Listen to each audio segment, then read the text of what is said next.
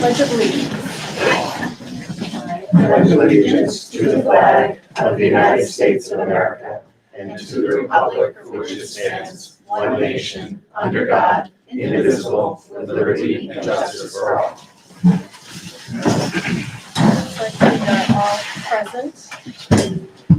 We're going to go a little bit out of order on the agenda. We're going to go to the student recognition of the Laker Bots first, but I would like to let you know for the public comment section, we are not going to be discussing non-discrimination policy is not in our packet tonight. That went back to policy review. It's on the minutes of the meeting, but it's not being discussed this evening.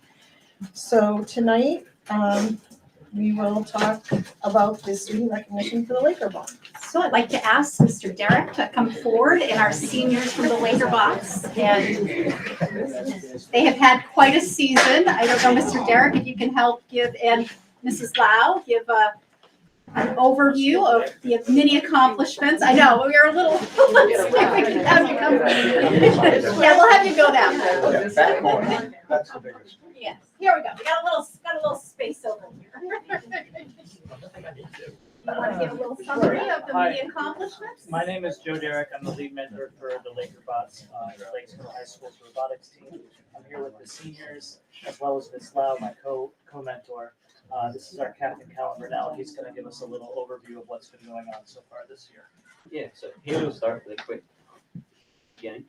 We just really wanted to say thank you for having us here and allowing us to kind of show what we do. We really appreciate it, and at least on my end, it's just been really great to see how much this team has grown from when I first started and there was 5 kids in the basement to, almost 30 kids, and really getting to have this great experience and going out to compete and working together.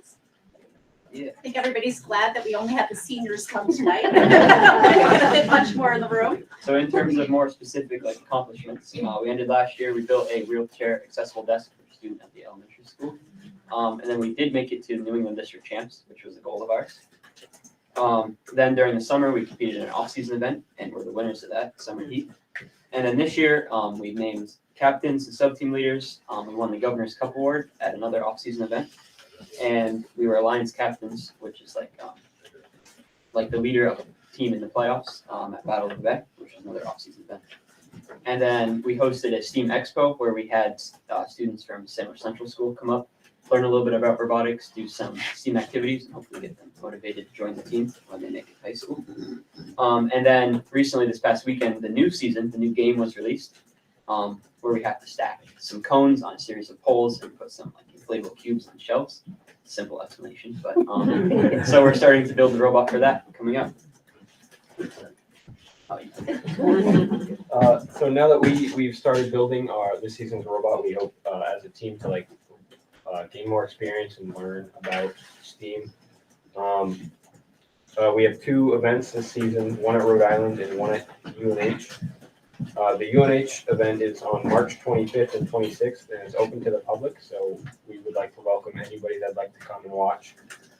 It will also be streamed on Twitch. It's at the Woodmore Center at UNH. Hopefully this year we can meet last year's bar that we set and make it to district champs. And we just love to thank you guys for here and watching us grow as a team. Thank you. These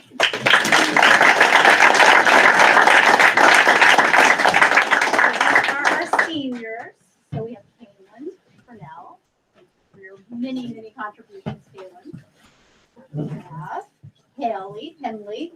For your outstanding accomplishments. We have Paolo Cow, who is also our student representative on the school board, keeping a busy schedule there. And Egan Toll. Egan Toll, sorry, my apologies, Egan. We have a large staff there, so we just wanted to say thank you to all of you for your many accomplishments. You've been incredible fundraisers as well. Do you have a sense of how much you've raised? Through donations, about 14,000, and through grants, about the same. It's amazing. And thank you to Mr. Derek and Mrs. Lau, who spend a ton of time really supporting the team, so. And I would like to mention one last thing. So the Governor's Cup Award is very special to me that we won it this past year, because not only is it a robotics competition award, but it also, I'm quoting here, the award encompasses community outreach, team dynamics, relationship with schools and sponsors, enthusiasm for STEM, technical abilities, and on the field performance. And it's truly not just a robotics thing, it's a community award. And we couldn't have won the award without the support of all of our sponsors and our school board and our community in general. So thank you very much for that.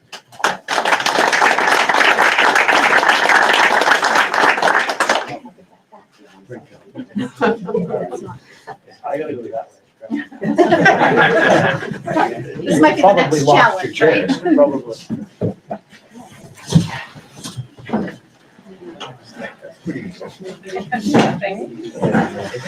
So next is the public comment. We're gonna open public comment at 6:06. Yeah.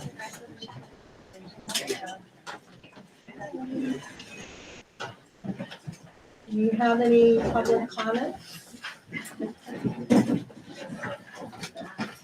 Any online? Yes.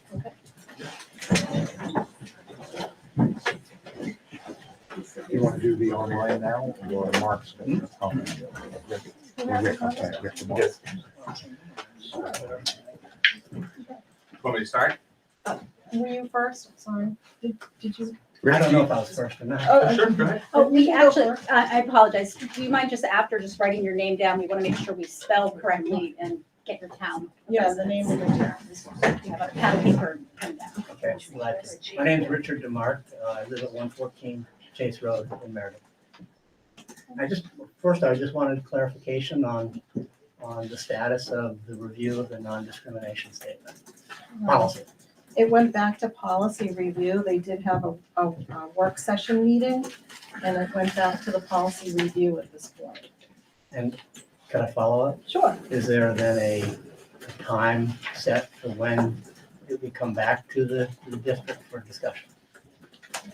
So, I'm I chaired, I'm on the policy review along with two other members, and we had a good meeting last week. And we're in the middle of budget season, preparing for the annual meeting. I told folks it's probably gonna be for 1 to 3 months. You know, I'm thinking sometime before March, maybe early March. Budgets are more valuable than our kids' thoughts. No, because I'll tell you, we took a lot of good input, and we heard some short-term things that could be done, that could be improved upon, that I hopefully actions have been taken to do that. But this is a big deal, and we want to get it right, and we're still getting information in. So, comments on this issue, are they acceptable at any time then? Or not until the committee comes back? I would send it to the send it to the superintendent's office, attention policy review committee, and we've already gotten a bunch. We certainly will take it in. Would you accept a statement tonight on this issue, or is that not on the agenda? It's not on the agenda per se, but it is a public meeting, and this is the public input time. It's pertaining just to the policy, right? How Yes. it's written? Okay, so I'm here tonight, again, my name is Richard DeMark. I'm here tonight as a concerned Meredith citizen and taxpayer.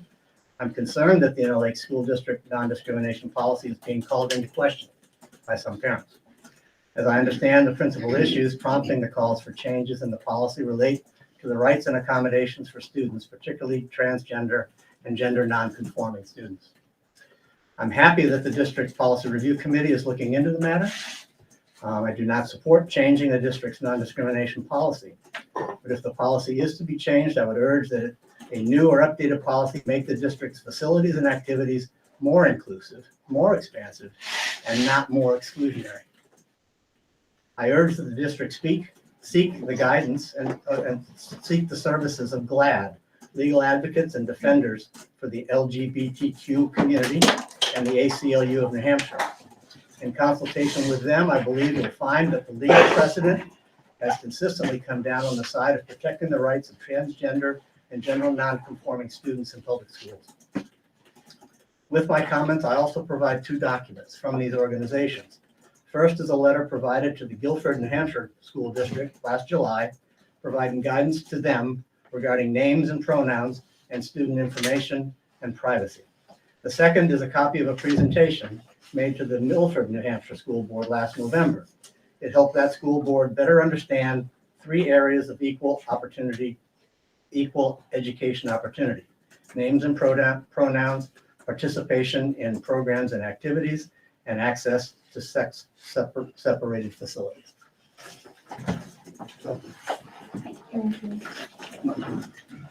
And I'll write my name down. Oh, perfect. Thank you. You just want to make sure we spell correctly. Otherwise, I'm phonetically spell it. That'll be correct. So Mark, you had another one? I do. And I haven't previewed these, so I'll just read the subject and then the rest, and you can decide if it's, now's the time that's right. But the first one is from Kim Spencer, subject school bathrooms. I went to high school in the 80s. At that time, it was dangerous to be outwardly gay. Being gay meant you were deviant. AIDS was a new disease, and it wasn't worth addressing since it was only weeding out the people who deserved to die anyway. Gay men couldn't be adoptive or foster parents because they raped young boys. This is all laughable by today's standards. We were scared of something we didn't know about and did not understand. And if we retreat further back in history, it is the same thing. Interracial marriages, the treatment of those with developmental disabilities, and mental wellness concerns. We have a much greater sense of the whole person now. I would like to know what the research says about this topic, preferably research from a university, the federal DOE, or another reliable source. Ideally, this research would also include info about schools with a similar demographic to Interlake School District. Less than 100 per grade, similar numbers in Title I, and free and reduced hot lunch programming, etc. What have other schools done? How has this helped or hurt the students and staff in the school? Have claims of sexual harassment and assault increased, decreased, or stayed the same? Have there been any changes, increase, decrease, no change in suicidal and homicidal ideation, attempts, and hospitalizations in school districts that have made these changes? I believe schools should be safer for all who enter. I also know they are not. I would like the school board to keep in mind the research and not the fears of those in the towns you serve. Thank you.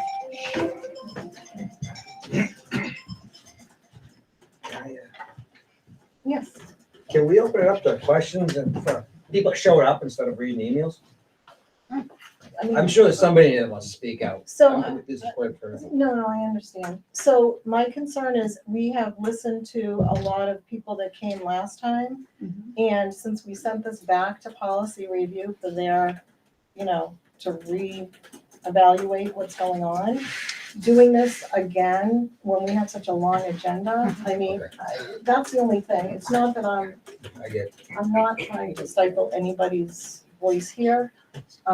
It's just that I think we should be able to do it after they review it again and bring it back. You're talking 1 to 3 months. Oh, no. Yeah, We're not which this is waiting for happening them every to day.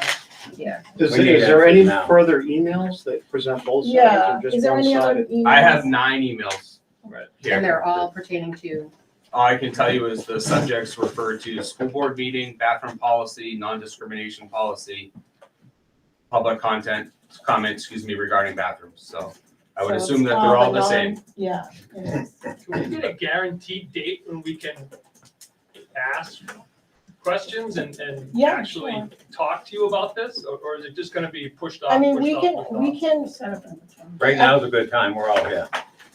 We're all here. That's what we're here for. I didn't even know about your last meeting. We I kept didn't quiet either. or whatever it was, but nobody knew about it. We know about it now. We're here now. We want to be heard now. That's what I came down here for, because I'm pissed, and so are a lot of other people. So if all the girls, I tell all the girls going to the boys' bathroom, what are you gonna do? What's gonna happen? there has to be No, something put that's into not place right. every day. They should be able to go to the bathroom without having a boy who goes in there, doesn't use the bathroom. He leans against He leans Okay, against we the counter. can't, we have to, okay, so. No, I think it's you not must be right. cautious about We have to talking be, about individuals. yeah, we don't wanna target any individual. I'm not ta- I'm not using his name or anything else. Someone in the but bathroom. Put a he's the teacher one in the who's causing bathroom. Make sure problems. it's going to the bathroom. Let him use the single stall. One at a time with the Maybe, names, can please. we, I know we did hash this out for a long time last week. Yeah, okay. You mentioned that there's some moves being made and being addressed. Maybe if you make us feel better, let us know exactly what is Into- happening. You mean the short term? Yeah, that's short term. So one of the concerns raised was the inability of students to use the private bathrooms, getting stacked up. And hopefully that has gotten much smoother. There's also, there's talk of making the bathroom a single-use bathroom. That's something we can do easily and in the short term while we work through and come up with this policy thing. So these are the short-term things. All But this the- for one person. The policy is as is today. It is. How is the inability to use private bathroom, how is that? Excuse me, yes. Can you, just your name and your town? Yeah, my name's Kim. I'm just looking for some more clarification. You said there was an inability to use the private restrooms and that was resolved. Like what does that look like? I don't understand what that means. So I think there was concern that teachers were maybe concerned about the lines that were forming. And so I know that we made sure that that was not an issue relative to students waiting to use the restroom. So what'd you do? Yeah, How'd you resolve it? So Dr. Downing had conversations and hopefully that's resolved. I think it was Yes. resolved prior to the meeting. Yes, I had discussions with particular students that were worried about discussions that occurred with staff members about their use of those bathrooms in regard to being late to class, et cetera. We had a discussion and set the expectation that any student that wishes to use a single stall bathroom will be granted the time to do so, and that it will not be a discussion about tardiness and lines. She's gonna use the bathroom to be late to class every day because now she can't. Yes. Lisa Miles from Meredith. I think the reason why most people are standing here is not to debate or to say what they stand for. The policy isn't making sense the way that it's being used right now, and it's highly misunderstood, not only by the parents, but by the students. I mean, I could give you 10 questions right off the bat. I know this is not the format for that, but where is the format we can have a conversation about this policy and how it works and why it is the way, or why it's being used in the way that it's being used today with this situation? How do we get more information? So if you have a concern about the implementation, I think as a parent, that's an individual meeting if you wanted to make with Dr. Downing. I'm happy to be part of that as well to talk about that. I already requested that. Relative to the policy, that would go back, I would say, to the policy committee. Like a meeting with the policy committee? Well, I think the policy committee would have an agenda and would have public input and that opportunity at that When time. will that be? The committee has not set an additional date at this time. That's certainly something once set, I think we can definitely get communicated out. Does the board understand that it's a disruption every day? Mhm. I mean, even, it's great that you're letting them get back to class late, but it's not the ideal situation for any of the students. It's a Band-Aid, honestly. Right, yeah. I don't think any of the board is taking this seriously from our point of view. May I ask a question, please? I'm Stacy Pavolsek from Meredith. Can you tell, how many unisex bathrooms do we actually have available to the students in the high school? So there are 3 singles restrooms at the middle high school. My understanding from the children is that they're available but not being used. So I feel like you're already moving in the direction of trying to figure this out, and I think it's a sensitive subject for many, many people. And we need to make sure that our daughters are safe, our sons are safe. That's why we're all here. You're gonna have boys and girls that are going to manipulate the situation to what they want it to be. We do not have a perfect society. That's why we're here. We're just concerned about sexual abuse in those bathrooms. We're concerned about false accusations in those bathrooms. All of that's relative. So when you sit here and tell us to wait 3 months, well, that's the end of the school year. We're concerned today. And we just, maybe at this point, we try to figure out, can we all come back and sit with you and just discuss this, because we want to be heard, we want to hear from others. Collectively, we probably could get to a great solution, but we can't do it if we're all feeling rushed and out the door. Thank you. Are we having public comment on this then? Or, because I would like to speak as well, and I'm not in agreement with some of the people that are here, probably the majority of people that are here. Yes. Okay, so I made a statement. Good evening, my name is Lindsay Weiner and I live in Meredith. I'm a taxpayer and the parent of 2 children in the district. I'm speaking tonight to express my support for the non-discrimination policy that the district currently has in place. I feel it's a sound policy and the district has not had issues with it to this point. Furthermore, the policy protects our most at-risk community members and provides options for those desiring additional privacy. Nevertheless, should the board decide to reevaluate the policy in response to the group of parents advocating for a policy change, I feel it would be a great opportunity for the board to expand protections for our LGBTQIA community by operationally defining terms including transgender, non-binary, gender non-conforming, and others that fall into the LGBTQIA+ community. And by adding guidelines to ensure discrimination-free environments in the cafeteria, the hallways, and any other space that may feel unsafe for our students. This would help ensure that all students, taking into account intersectionality to include ability, mobility, sex, gender identity, sexual orientation, race, color, religion, or national origin, could feel more protected. Additionally, based on what was shared at the policy review meeting, it sounds like there's an issue with a lack of single occupancy restrooms on the middle high school campus. I want my neighbors to know that I hear your valid concerns about your kids who may be experiencing body changes, body dysmorphia, or may be on their periods. More single occupancy restrooms would certainly provide more privacy for all students. I would ask the board to consider adding single occupancy restrooms in the school and renovating the locker rooms which had previously been planned for the 2019-2020 school year. If this cannot be done, perhaps the school should explore providing additional transition times between classes to accommodate for potential lines outside the single occupancy restrooms. Finally, to the students who are struggling to find themselves and who are just trying to get by in life, please know that you're supported and loved by this community and that we're here for you. Thank you for your time and consideration.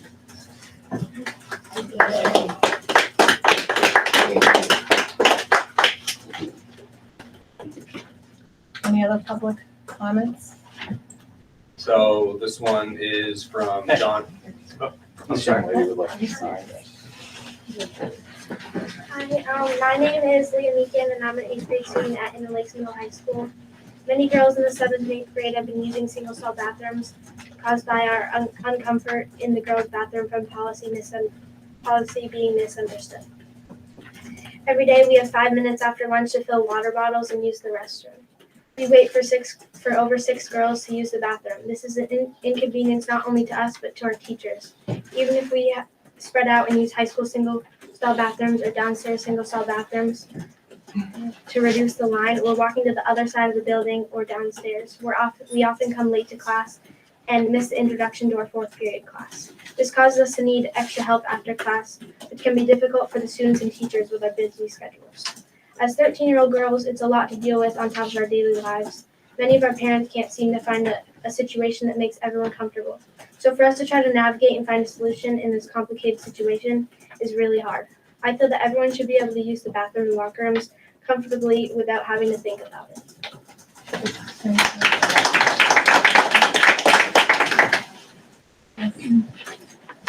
Well, my name is Peyton Tucker, and I'm an 8th grade student at Inner Lakes Middle High School. I'd like to address some risk regarding the bathroom and locker room policies. A number of students have noticed that this policy is being misunderstood. The policy states that an individual that identifies as transgender is permitted to use the bathroom that the individual asserts at school consistently. The students have seen that in this particular situation, that has not been the case. Overall, we've noticed a great amount of inconsistency. Another huge issue is a higher risk for sexual assault. There has been several cases of sexual assault around the U.S. because of transgender bathroom policies, and that is not something that Inner Lakes students should need to worry about. This policy also allows transgender people to use the locker room they please. The locker room is somewhere where students are exposed and need to feel 100% comfortable and safe. There is absolutely no reason not to, but this policy does not make that possible.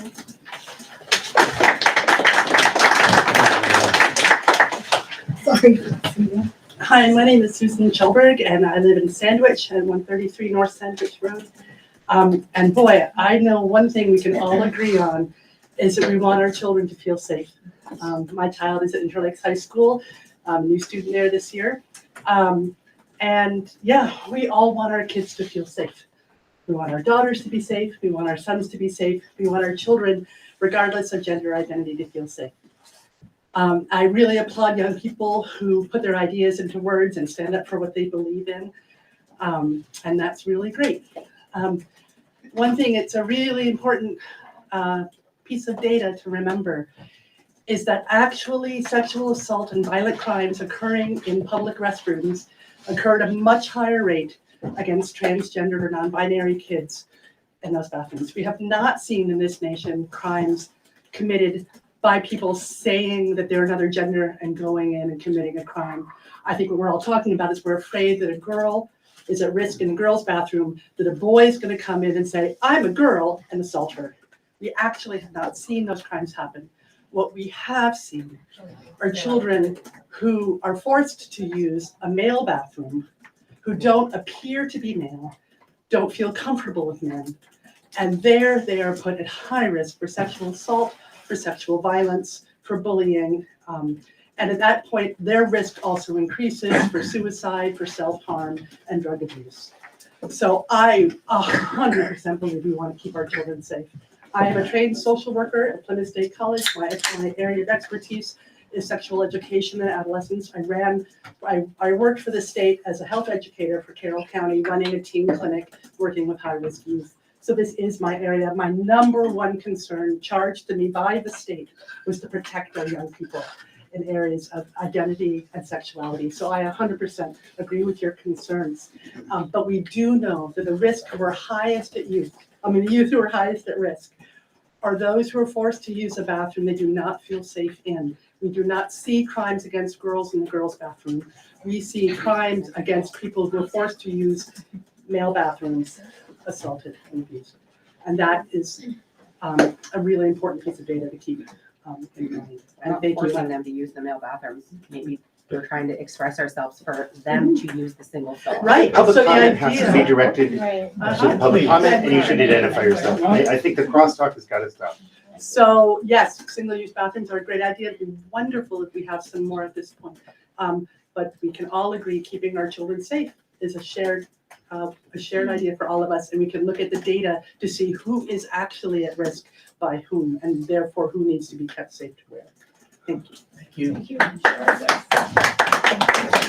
Hi, I'm Nicole Gobet from Sandwich, and my biggest question would be, if you are going to make this to be a policy, what are you doing in terms of risk mitigation?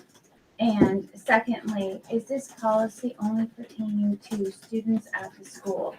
If an adult male who is identifying as a female is in the campus at an elementary school basketball game, is he allowed to use the elementary school girls' bathroom? Has that been addressed or discussed? That has not, as It of yet. should be. If you're making Yep. policy right now, it's very important to know.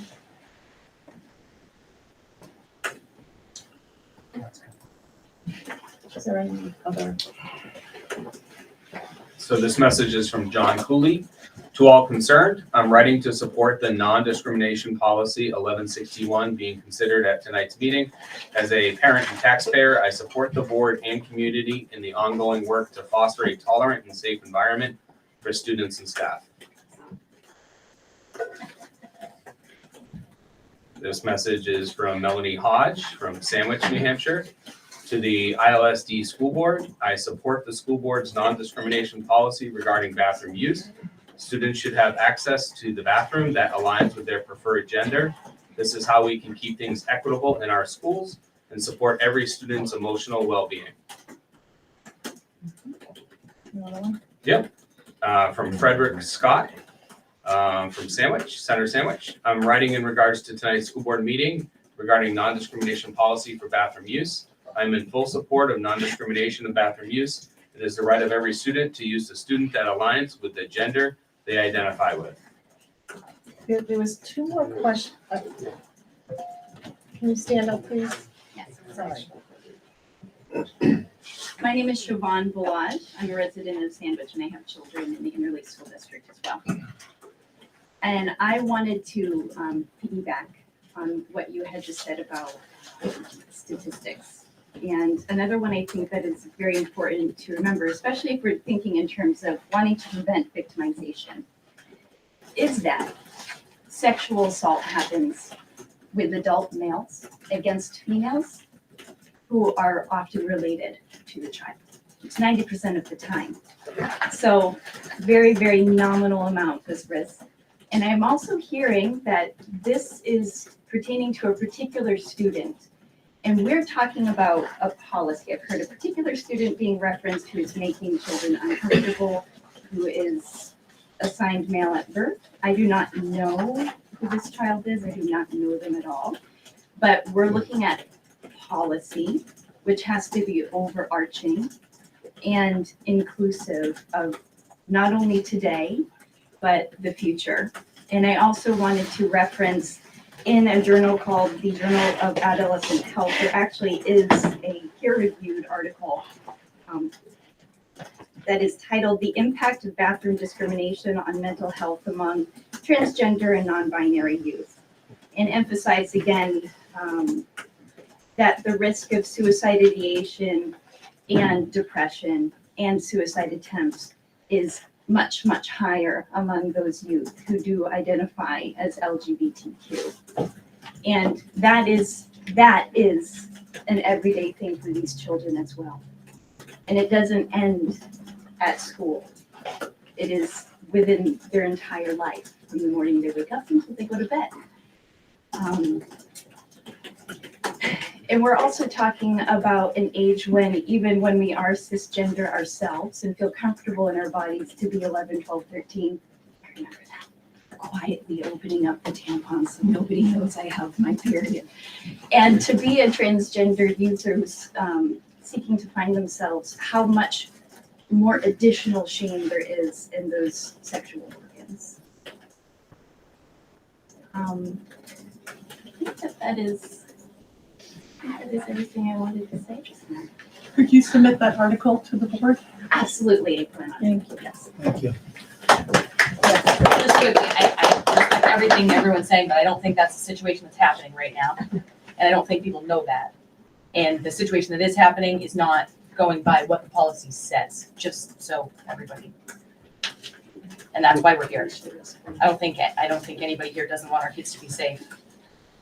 All of them, inclusively, but that's not what's happening right now. What's happening actually goes exactly against what the policy says, and I think that's everybody's problem, and that's why people are uncomfortable. Without saying too much about the issue. I kind of feel like none of us are here to harp on the people that struggle with their identity, because I certainly don't feel that way. I just want everybody to be safe. I want all of the students to be safe. Every single one of them, I want everybody to feel that way. Hi, my name is Marilyn Waller from Center Harbor, and it seems to me that it's great hearing all about these studies and all these things. And I think what we're creating now is we're gonna need new studies. We're gonna need to find out what's happening to these girls in these bathrooms that don't feel safe. I'm sorry, I wouldn't go in a bathroom. If I walked in and there was a male in the bathroom, I would be leaving. And not because I would be so uncomfortable I couldn't do it. So now these girls who are perfectly happy going to school every day are worried about bathrooms.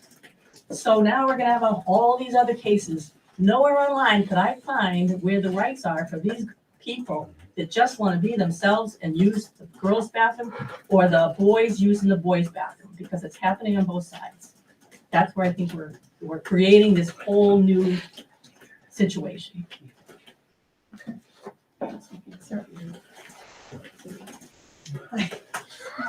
Go ahead. Mark Anderson, apologize if I'm gonna be loud, I'm back here in the cheap seats. Meredith, I wanna start first by saying, I don't think anyone here wishes any ill will toward anybody trying to deal with you know, either being transgender or dealing with it, or the parents of anyone trying to, you know, navigate that road. I'm sure it's not an easy road for any of them to have to try and deal with. So I'll start just by saying that. I was sent the letter and the reply from the superintendent to the original parent. While I agree it's not necessarily a Title IX issue, I was a little taken back at how dismissive and almost flippant her reply was that it was essentially, well, if your daughter doesn't like it, she can just go use the private bathroom. I'm a father. I have 2 sons and I have a daughter. My daughter's active in sports. I guess my question is, if you follow a natural progression of what this issue usually leads to, it's a nationwide issue. It goes from bathrooms to locker rooms. So are we prepared to deal with the possibility of, and I'm not saying that's the intent of this certain student. I wish, again, no ill will toward this person. But is it going to be the next step? Will we be having to deal with one person wants to use the locker room that they best, you know, closest identify with? And are we going to then have to debate whether or not, you know, my daughter should be standing next to someone with, you know, not to be rude, but parts hanging up? You know, I don't wish that person any harm. I wish, you know, like everyone said, we all want everybody to be safe. But it's going to be a road we're going to have to travel. And we're going to have to cross that bridge at some point in time. And are we prepared to deal with the fact that, depending on what site you go to, there are over 100 different genders that kids can identify as. It's not just gender; it's gender expression now. You have kids that are saying they identify. There are genders now that are accepted that identify as boy and girl. What happens if down the road a kid says, I identify that way? Are you prepared to tell students that that person can use either bathroom? So I totally understand some of the comments that have been made here, and I do feel that we need to, you know, act upon some of these concerns. I know that it is with the policy review, and I did do a little bit of research on my own with other school districts are doing, and they're revamping some of their bathrooms to make them single water closets and so forth. They're doing a whole bunch of different things, and that's something that we can maybe investigate. But a lot of this we can't handle all tonight. I mean, we'd be here all night, I think. And we've already had our 30 minutes of public input tonight, and we do have a lengthy agenda. And it sounds like you have a lot of concerns, and you do want to address them and consider them in the future, and hopefully the near future, not maybe 3 months from now, but maybe in a week or two, we can maybe address them at some point. But I think right now, trying to get it all in is going to be difficult. So, It's a we very have a quick, special easy meeting for it then? fix. yes. Why is this person not being told to use the We don't single want to cell? talk Name, about, we don't please. want to have any, Well, he didn't use a Yeah, I'm name, just but saying, that's a legitimate question. Why isn't he being told, that he should be we're here to address the policy. should be so- using a single stall bathroom? Why are the girls' rights not as important as his rights? He can go where he I wants. think everybody's rights are important. Well, then, Please state. why isn't he told to use a single stall bathroom?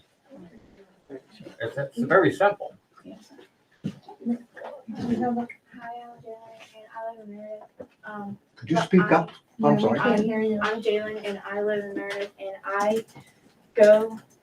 in 8th grade, and I do go to that school, and I have seen that person in there, and we have always been told every time that we feel uncomfortable that it is his right to go in there, which clearly it's not. Okay, well, we don't want to target people's names or That's why we're all identities here. or. There's one person is yeah. doing all this. Okay, One person is disrupting the entire school.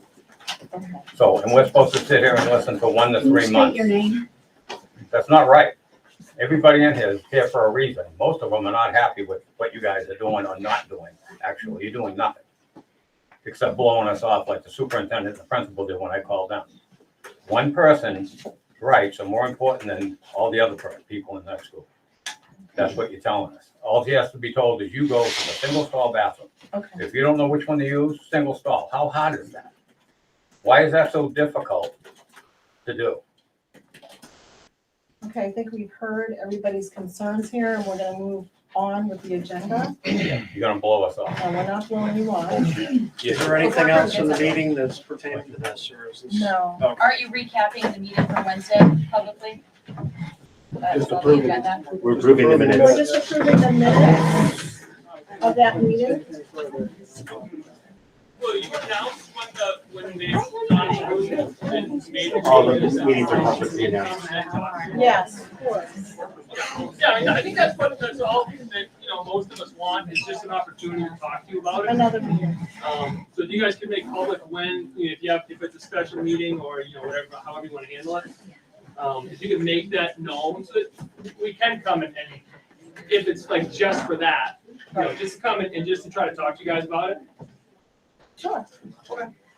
And feel free to submit comments. Okay, yeah, sure. I think that's probably what a lot of parents would like to have, is just a chance. I know you guys have a ton of stuff goes tonight, and we don't want to drag this on any longer than, I'm sure you guys want to get home and eat dinner and stuff. But if we can just have a night that we could come and just, have a meeting, maybe in a little bit bigger room. Yeah, I think we would. So we can talk to you guys about it.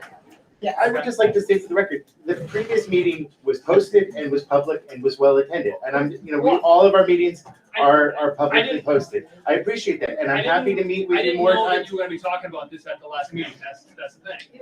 No, it was a special meeting and nobody would have known to look for it. We were told because we were having. So, conversations. but now that we know, if you could just at least put something out that says, we're gonna have a meeting this night to talk about the new policies we wanna put in place. I think that would probably go a long way to kind of help to. I am uncomfortable with the notion that we somehow keep this to ourselves. No, I didn't No, think but that it's- you but did. there- It's but there very is- hard to follow along. I'm very uncomfortable that you're not paying attention. I'm paying a lot of attention. I've been This is the watching. 6th hour I've been here today That's fine. on various I'm just- matters. I'm paying close attention to this, and I'll. I saw you bark. I left for work at 4:30 in the morning and just got home at 5:30 Okay, and I'm here. I understand that, but we're not keeping these meetings. No, that's what I'm saying. If it's posted on the town site or. Carmen, I totally understand what you're saying. I totally understand what you're saying, and we will be having another Yeah. time when we can I meet, think that's, hopefully in a bigger room, yeah, so that we can address people's concerns, but we do want to keep okay, yeah, individuals' private sure, information, Right. and we just want to stick to the Right. questions in the policy. Sure. And we will definitely have something posted. May I just ask a point of order question? Sure. So I just, for this clarification, because I'm new to the district, you post regularly and publicly when the meetings are and what they're going to cover, right? Those are publicly posted, and it's up to us as citizens to look for that information. If all that's publicly posted regularly, correct? Okay, so it is publicly Yeah, right. posted. We just Yeah, need that's to all- look all for it. I'm That's saying, all. just as long Okay. as we know when the meeting's gonna be. Just for everyone to know, where will those be posted for anyone who wants to know? So meetings are posted, they're posted on our website. We send them to the town offices. We post it at the Meredith Post Office as well. It's posted out here. And I think those are the places that it's posted. But if a meeting pops up like the last one, that wasn't scheduled. It was on there. It was on there. It was on there once you decided to have it. No, it was. It was posted. Right, but what, is that a routine? Well, meeting? it wasn't a routine meeting. So you Um, kind of have to check it almost daily. Well, usually policy typically meets before a school board meeting. Policy has been a little bit on pause, which is often the case as we get into budget or when there's negotiations going on. The last meeting was specially held. Right. So, that isn't probably one people would No, know, wouldn't have a routine kind of pattern to it, right? Yes. I'm very uncomfortable with the way some members of the public have treated the school board here tonight. I'm uncomfortable with the way this dialogue occurred tonight. I heard a school board member be threatened just now. I did. Or a threat. This should not be happening. This is happening all over our country with public volunteer bodies. And people just have to behave and follow a process. This is unconscionable. I'm sorry, but Yes, I'm Debbie Walker from Meredith. I want to say the same, but I also heard two things. I heard there's a policy being made, and most people didn't really speak up against the policy, but the implementation. So I hope when I write my comments, I'm going to address that. And I think you gave an option of how, if you have an implementation issue, you can deal with it. So I just hope that people are separating those two. I was pleased more people were supportive of the policy, but not the implementation. Thank you. Okay, so we are going to be closing the public input right now. 6:45. So that we can move on. I just had a quick question about moving on. Is the superintendent going to present the meeting, Minutes. the minutes to the meeting that was on there, or is that scrapped? Maybe it'd be helpful just to do that now. Yes, let's do that now. So a motion for the, yes, for the regular meeting on December 20th. Motion to approve the minutes of the December 20th, 2022 regular school board meeting. Second the motion. All those in favor? Aye. Aye. And just so people, those were the minutes from the last board meeting, but I think the policy The was, policy. which typically the board doesn't vote on, it's more informational. Right. That's, Do you want a Are motion? those posted, Mary, also on the website, the minutes? We have the minutes and it's here, but I don't know if these are posted. Are these They are. posted? They should be. They are Yes, posted on the they are. website, I believe. We don't names. usually You don't need one. approve these. We do Right. school board meetings. They're informational, so. These are just informational. You want a motion to approve the minutes? of the I don't think We you don't don't need to. typically We've do never that, done so that. basically the minutes just state, if it's helpful, I'll. Really, the minutes were done just as a courtesy to know what people were, that we heard the concerns, and they're very straightforward. So Heather, did you posted them on the They are website? posted. Yep. Mark, you just want to pull them up, that way people can see them? Sure. And we did our best to capture names. I'm not Yeah. sure, again, if we did a good job. But this is the school board site. Policy review committee. And so they're there. And so you can see it was who was in attendance Right. from the committee. So the committee is 3 people, Mr. Hanson, Mr. Porter Zuckerman, and Mr. Baker. And I was present as well. Was called to order at 5:30. Public comment opened at 5:30. And what was, the topic was the non-discrimination policy. The public comment was only members of the public who were present. There were some people who sent correspondence to the board members.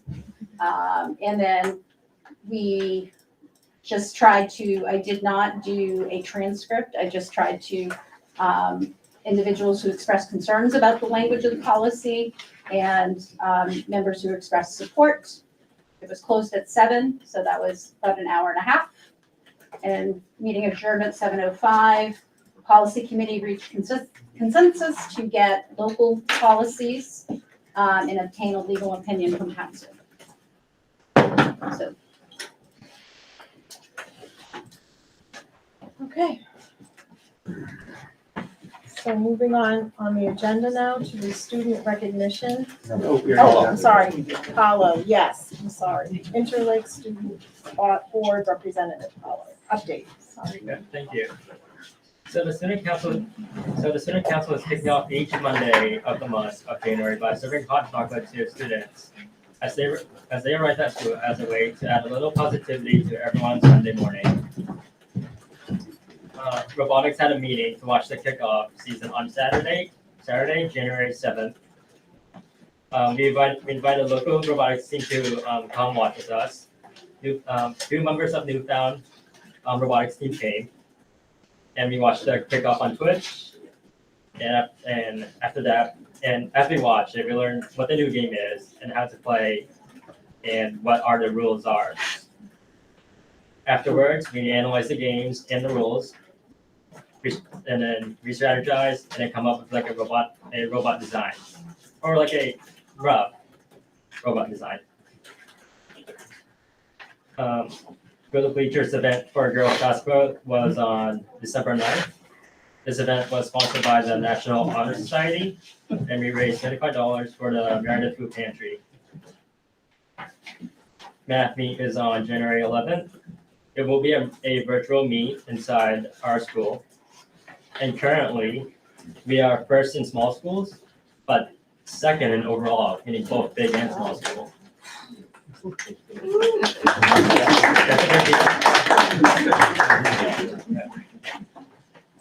The winter concert was on December 8th. The middle high school band performed well, and the concert was well attended by the community. The middle school had a guest speaker, Ty Gagne, present them about risk, overcoming challenges, and decision making. Tonight, girls varsity basketball team has a game at Berlin on January 10th at 6:30 p.m. Boys varsity basketball team has a game at home against Berlin on today at 6. And that concludes my update. Thanks, Paul.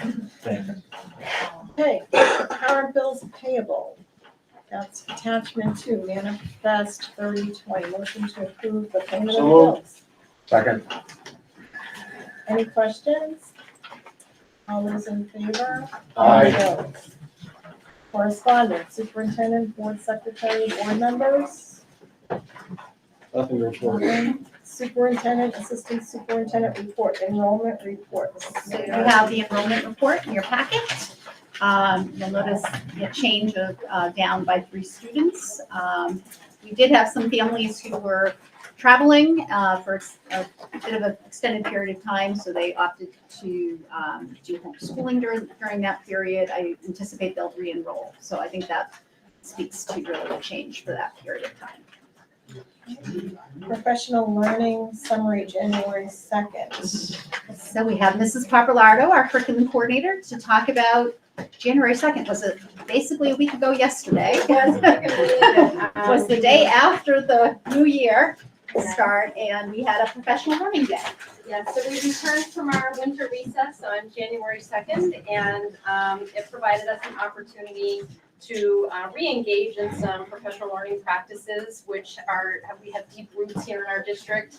A number of years ago, we actually did some quite extensive training, a 4-day training session for our staff members in something called Responsive Classroom, which essentially are practices and procedures and mindsets and beliefs and strategies that are research-based that help our educators to create joyful learning environments with our learners and help us with those social emotional skills.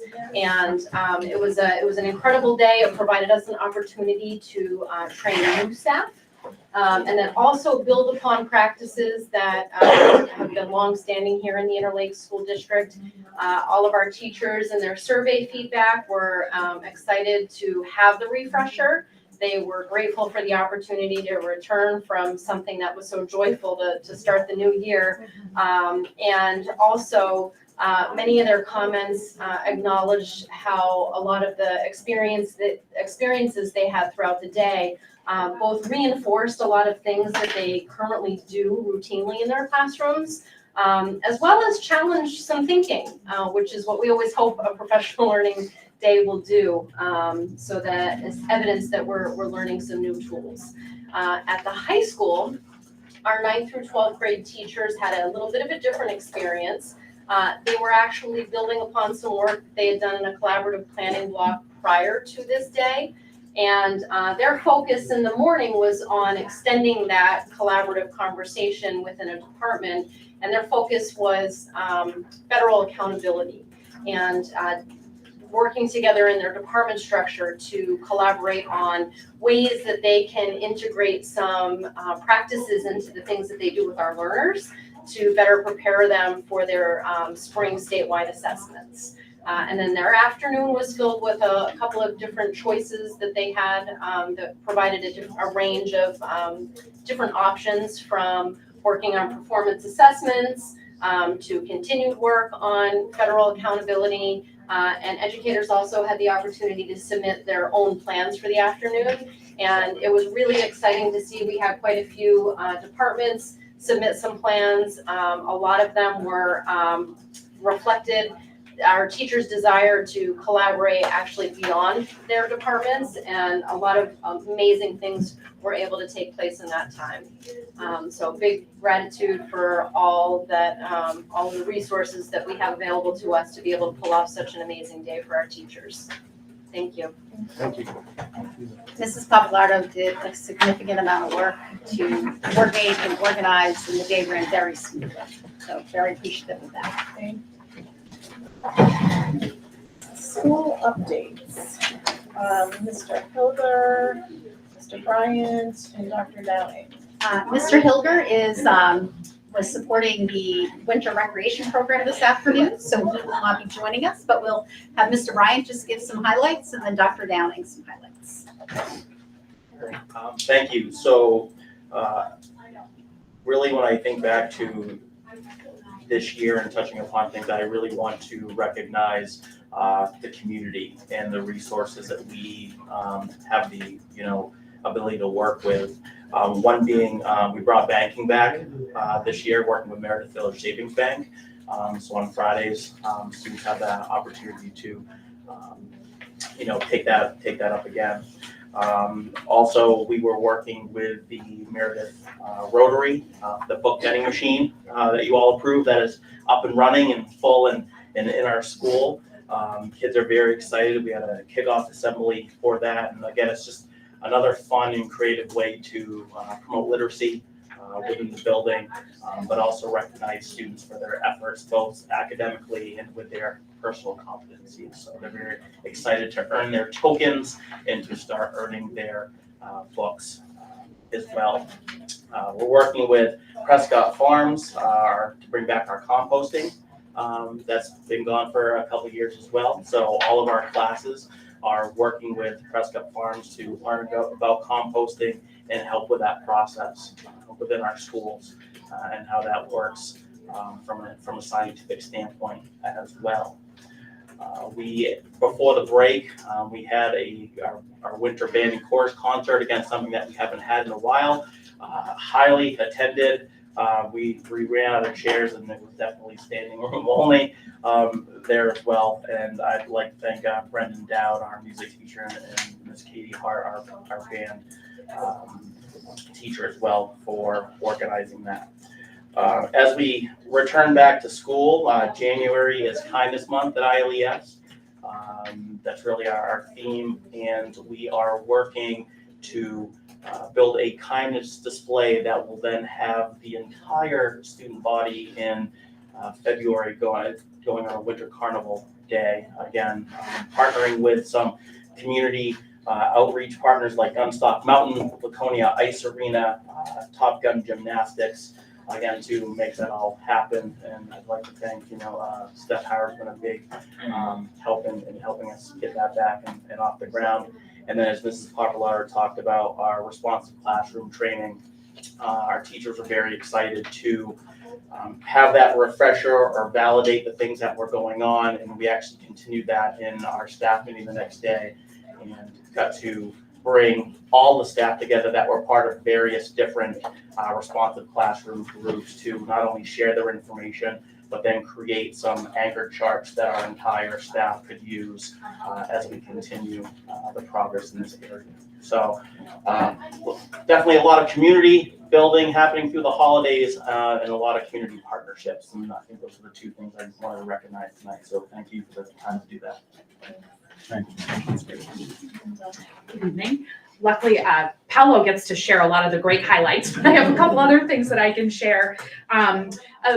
I would say a few months ago, I started toying around with the idea of increasing student recognition in any way that we could.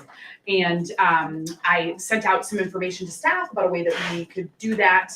And we kind of came to a consensus on a Laker of the Month recognition for students. And this month, we had our first Laker of the Month, Carson Sleeper, and that was by staff vote. We have a list of criteria.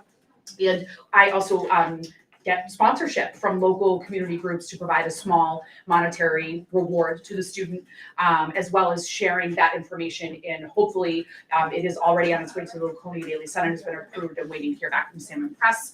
And then utilizing both of our Instagram and our Facebook pages to promote that, share pictures, and just get the word out there about the great things that our students are doing. So this was our first month, December. We had our first Laker of the Month. And luckily, because I can work very closely with Mr. Griffin, he's helped me already line up the rest of our sponsorship for the remainder of the school year, because it's a wonderful thing to recognize kids anytime that we can. So that's a new thing to Interlakes as of December this year.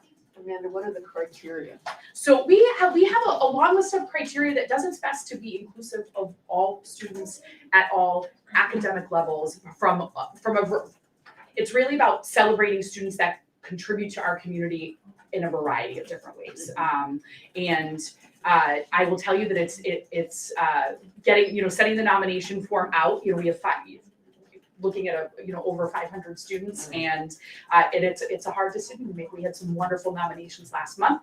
I'm sure that many of them are going to pop up. We're toying with the idea of maybe trying to stay with the spirit of ILMHS and not separating, but maybe having a recognition at the middle and the high school level, and 2 per month versus 1, maybe spread the wealth a little bit. So we're thinking about that tweak as a staff, but haven't gotten there yet. So, but Carson Sleeper was our student of the month for last month.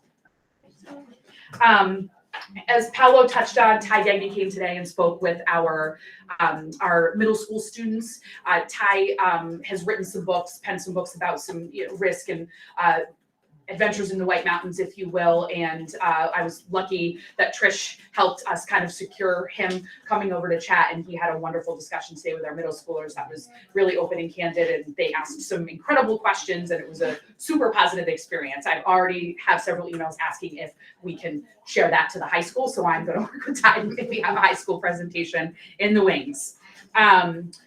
We had our first PAC committee today. If you remember, I discussed briefly that in response to teacher need and want to have more voice and to have more inclusion in leadership and decisions that are made at a building level, we have our committee. We had our first meeting today. We had 14 people present, including myself, Mr. Femia, our Dean of Students, and Linda and Holly as members of the leadership team.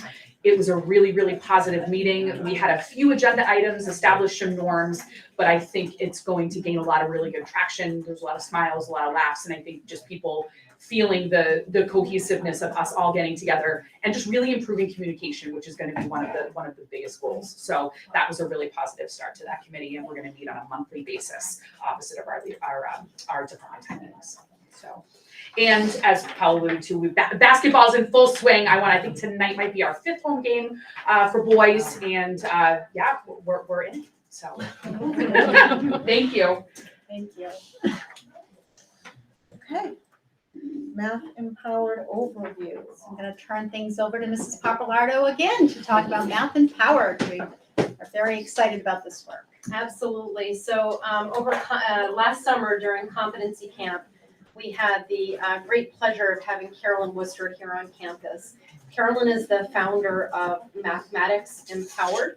And I guess in a sentence, if I were to kind of summarize the work that she does, she has designed and then facilitates extremely performance-based professional development in the area of mathematics instruction.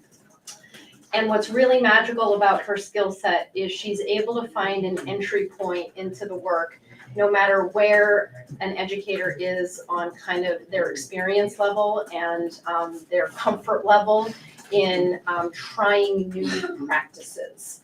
Her work is really grounded in a lot of core beliefs, and I won't share them all, but one core belief, to share an example, is that, we really believe that students learn and grow through mistakes and productive struggle. And so a lot of her work, everything that she does with our teachers is grounded in those core beliefs that she anchors to. After Competency Camp, we then had an opportunity to continue this partnership and this professional development experience. Carolyn has designed what she refers to as a cohort statewide professional development groups that she then continues to work with. And so the teachers are kind of grouped by grade level. So there's an elementary band, a middle band, and a high school band. And teachers come from all over different districts from the state. And that's really exciting because it gets teachers to kind of learn from other teachers from outside of their own district, different things that are going on, and it just makes some really strong connections.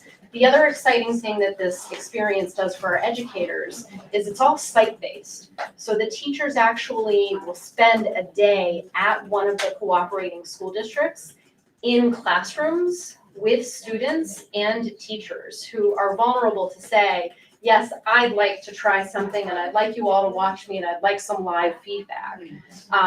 Or sometimes, again, because we have different entry points, it will be Carolyn kind of doing a model lesson so that teachers get to kind of do the observation and some job embedded learning that way. So this year we have 10 educators, as I mentioned. What's exciting is all 3 of our schools are represented in this network. So at ILES, we have Amy Sheldon, Angela Marsh, Kathy DeTola, Craig Carpenter, and Meg Heyman. And then at Sandwich Central School, we have Sally Johnston. And at our middle high school, we have Becca Otis, Jeff Langevin, Ginger Darling, and Sarah Otis, all participating in the teacher cohort. Now, what's even more exciting about this experience is Carolyn has also built another pathway for districts to engage, because she understands that it's really important for us to be able to grow capacity in our own district. So our Dean of Learning, Linda Otten, comes to us with a math certification herself, and in her prior district was able to participate in the teacher strand.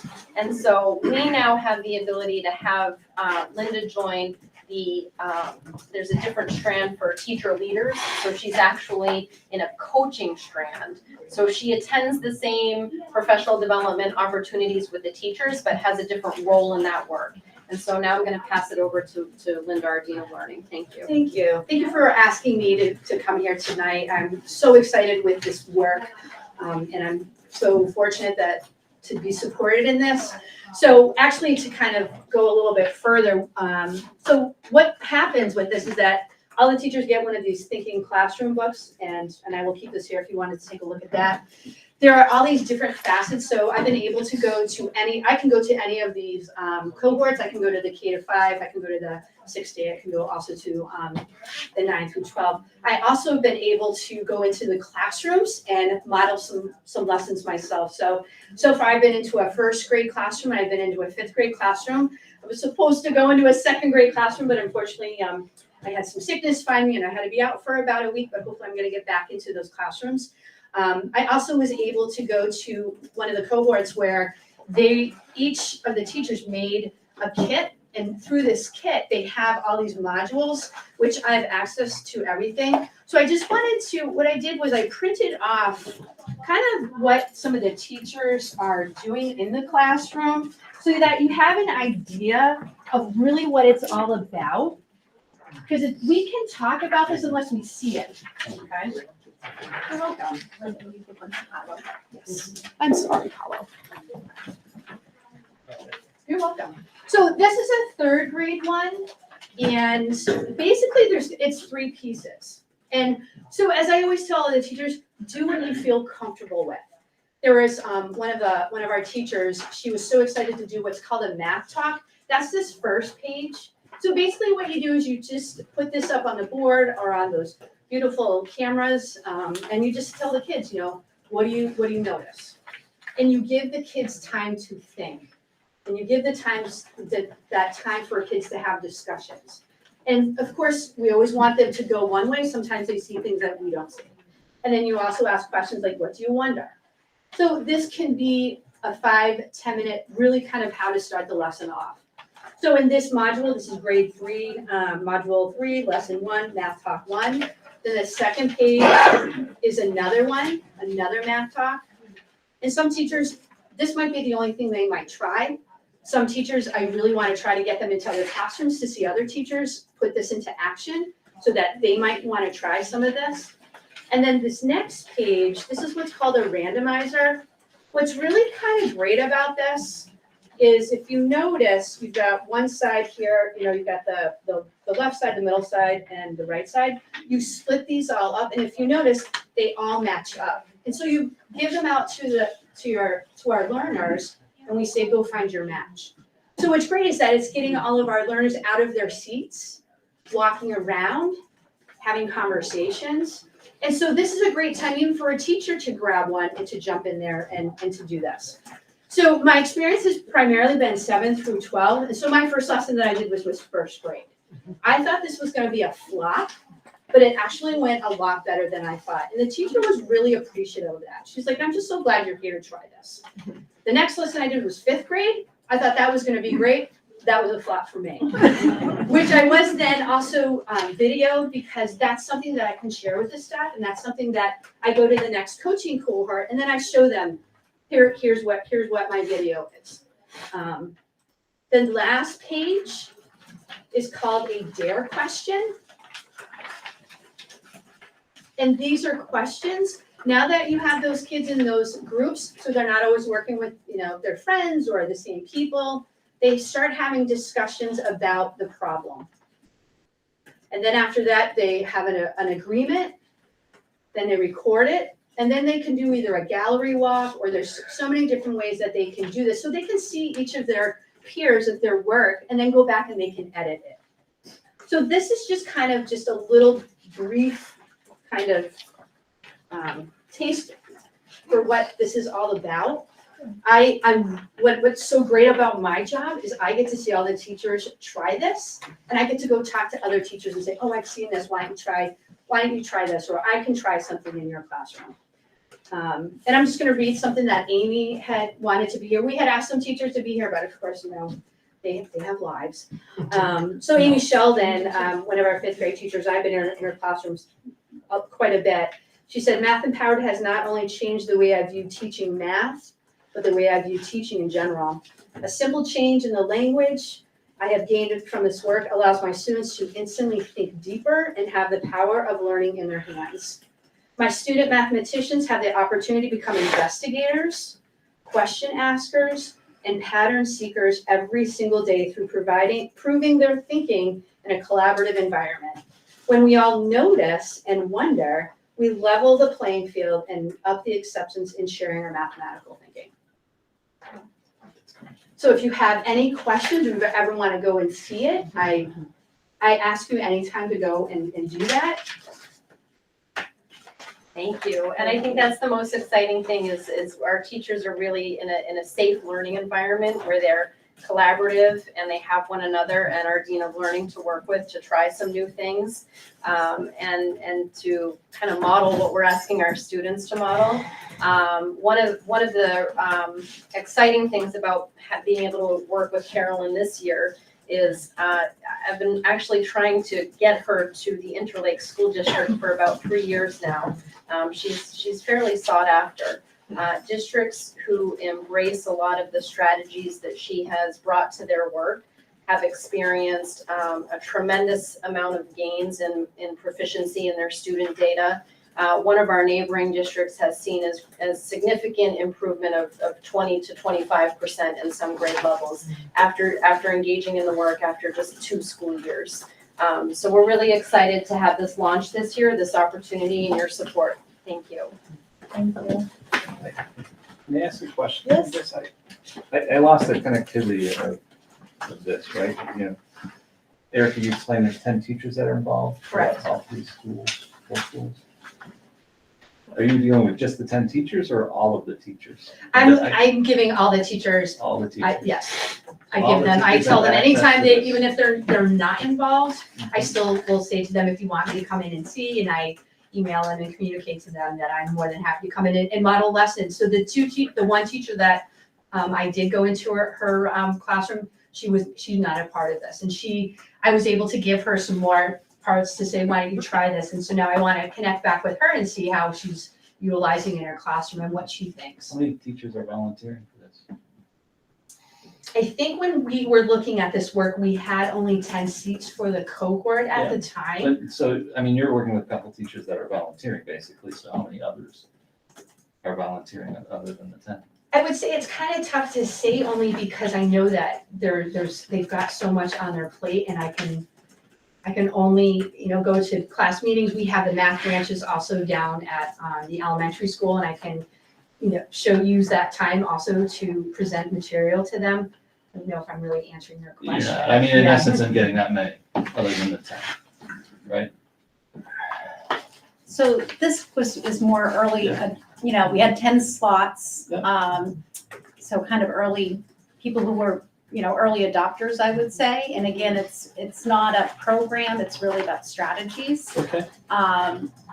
There is the math branch that Linda was referring to is at ILES. There are 3 areas that they're focusing on this year, and actually Mr. Brian is over there. So there's a literacy branch, there's a math branch, and there is a social emotional behavior branch.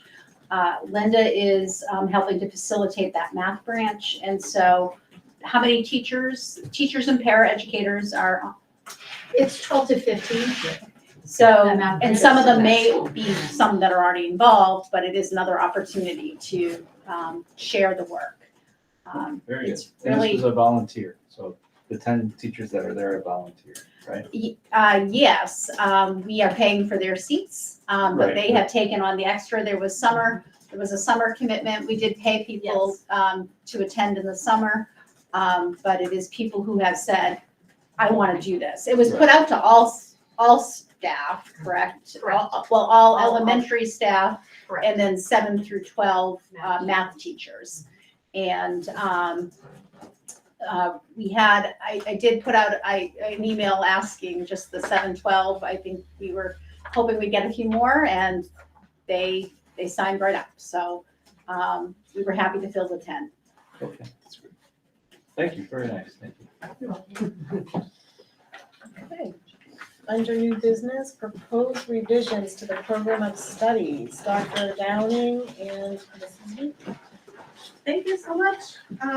You should have 2 items relative to the program of studies. The first is thicker, and that would be the copy of this year's current program of studies, right?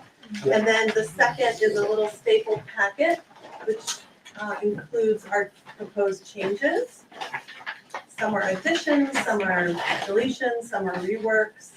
But I'll just introduce a little bit, and then I'll let some other folks talk. But the program of studies, just as we recall, is really our academic roadmap.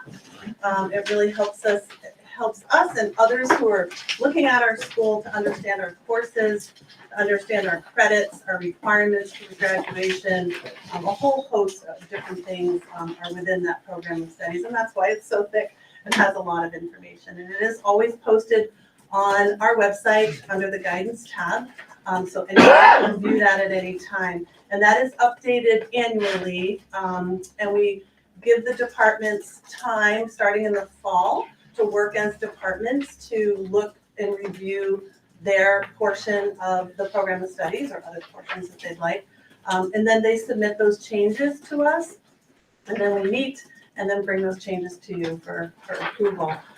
So that, again, that happens annually, and that is really the genesis of the beginning of the course selection process for the following year. So students and parents can have access to the new program of studies so that students can choose their courses as our master schedule. It revolves around student choice.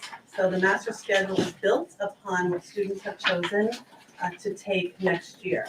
So this is really the very first step in helping us get to the course selection process to build a master schedule. which really takes the whole spring to work through those pieces. So when we look at those changes, Dr. Downing will go through most of the changes, but I brought Whitney Sullivan, our new and very talented new business teacher with us, and she has some really great ideas for the business department. I'll have her review her changes. Thank you for coming, Whitney. Thank you. So Polly and I thought it'd be helpful for me to be here since I am new to district. I am proposing quite a few changes to the business curriculum. I thought it might be helpful to have a voice in case you had any questions. You could ask the person directly. So the main change is previously the Intro to Business class covered an economics credit for students at Interlakes, and that was the primary course for students to take for an economics credit. The state of New Hampshire last June has now passed the requiring a standalone personal finance course as well. And at my previous district, course that I taught was economics and personal finance, like one right after the other, because they, one works very well with the other, and it sets a foundation, works favorably for the students. So my first proposal is to kind of change what was the original economics, which was found under Intro to Business, to now being half the year economics, and then transition into essentially with the same students into half a year for personal finance. Oh, sorry, yes, semester. Thank you. And then as a result of that state requirement, we realized that there are a whole slew of students, I would say primarily the juniors and seniors for next year, that have already obtained their economics credit that don't have that required personal finance credit that the state is now requiring. So we added in this half credit class that would be a standalone personal finance course to cover those personal finance standards for those students. And the only other one that's on here that's new is a law essentials course, which was previously in the program of studies. I don't know if it was in there the last few years, but it had been in previously, and we're just reintroducing that, hopefully to reach maybe a new demographic of students who are interested in studying either law enforcement or going to law school, just kind of offering something different that's within my realm to teach with business education, but attracting students that aren't necessarily business focused. I think that's, thank you, that's the gist of it. Any questions? And that's the first page. Thank you. Yes. I guess I do have a question. I mean, you've changed some things, and what do you expect to do with enrollment classes? Do you think it's gonna go up, or?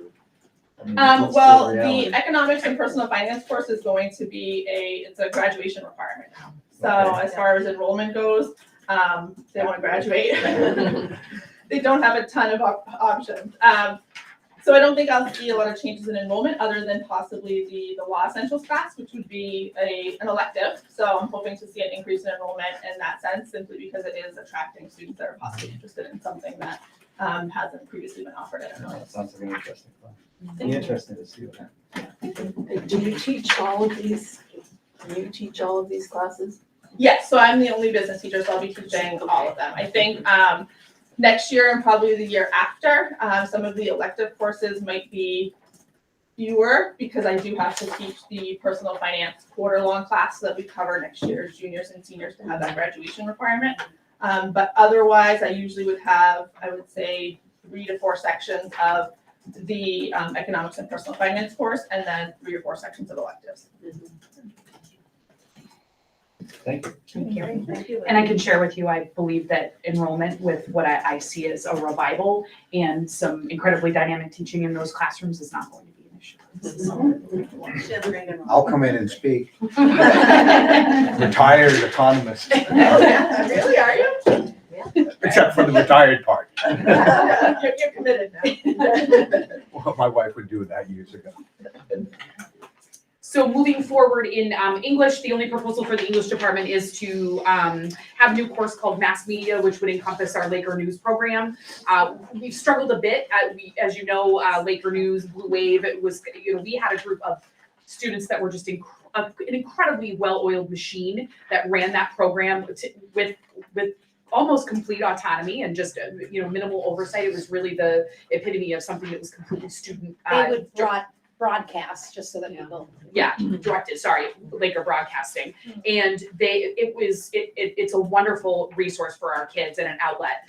So the English department is thinking of creating this mass media course, which would be designed for students that are kind of interested in understanding aspects of broadcast and news. And then what we're hoping would continue interest and a bit of a revival in our Laker News program. So that's a proposal from our English department. For math, to maintain the request, which we currently have happening, is maintaining a full year of math for grade 9 and Algebra 1A, 1 and Algebra 1 honors, so year long instead of semester long. And we've discussed that we believe with the personnel we currently have, we can maintain that request. And of course, rework with honors and advanced placement calculus. So it's really just having, can you explain that semester alternation piece for me? Sure, so last year, the English department, trying to be creative with some of our numbers getting lower in the AP and perhaps like honors English 12, sort of competing with this, the AP English 12 students, do they make a semester commitment or a full year commitment? The English department creatively came up with an idea where they merged English 11 honors with AP English 11 and the same for 12. So first semester, the students AP and honors were together. Second semester, it just continued on with the AP students and English honors students were done. So they do that in grade 11 and in grade 12. So they kind of combine honors and AP. And so the math department would like to kind of tailor that similarly and have, what's new to us is an honors standalone calculus. We've never done a one semester honors calculus, but sort of nesting that inside of AP calculus is a full year. So students have that choice, do they do one semester or continue on for the full year with AP, but they all be together. So that is new to us last year, and then math would like to do the same thing. And some students did decide who started in honors Yes. and stayed on for AP. Yes, exactly. So some students who originally signed up that they just wanted to commit to the one semester for honors stayed on and are staying on for the full year for AP. Good ingenuity to maximize staff and also get our kids where we want and push them, hopefully toward making that decision to continue on. I'm thinking about this from a budgetary point of view. So these solutions sound like they may require fewer teachers because you're combining honors and AP into one class for a semester. Is that accurate? Or at least not to add any additional Not adding staff, additional staff. I would say, for sure. But yes, it did help us rework the English department with another course like the full year reading class or something like that. So it gave us flexibility with the English department staff. Thank you. I would say. The next piece is just a little bit of reworking in the offerings for science, offering advanced biology and chem every other year on an alternating basis. In STEAM, we've had a new course request for power equipment and small engine repair 2. That is coming out of a very invigorated interest on our student body in the work that Mr. Reddick has done in some of the pieces in his STEAM courses. So I think this is good. This is a good sign of what's to come, and that's a proposal for hopefully something we can offer next year. He offered small engines this year with that piece, and it really feels the want and the interest to move that up to the next level. And then of course rework, changing the name from formerly game design and development to intro to computer science through games. So it just a rework of the name and the focus of the class in a way to invigorate the engineering that happens behind this, and it is not just a class where you come to play video games. So little rebranding, little invigoration there as well. Marketing. You bet. And Ms. Lau's done an incredible job with really keeping those things in focus as she works through those courses. So, and then the next page, you'll see there are some proposed course deletions that we have for the next school year. Removing child development, living on your own, and interior and textile design, which were nested under our family consumer science. All three of those, which my recollection have not been a high interest level to students and have lacked enrollment to one. They've ebbed and flowed, sure. Removing foundations of math. That's a showstopper. With the understanding that students can access foundational math skills within the regular math education classroom. Everybody understands what I mean by that. Yeah, my question was, is there a demographic that's being left behind? All of these classes seem to me to fit a certain demographic. So there are opportunities for those kids in other programs. I believe so, yes. With the staff that we have with the classes that we currently offer, yes. So for math, one of the proposals is year-long math. Year-long math. For freshmen. Correct. Which we have done, this is the second year we're doing that. So it's a full year at 90, well, close to 90 minutes, 86 minutes or so. Some students are completing Algebra 1. Some students are completing Algebra 1 honors, and some students are completing Algebra 1A. So the thinking is that within that extended block all year long, those foundational pieces can be worked on, and then the beginning parts of algebra.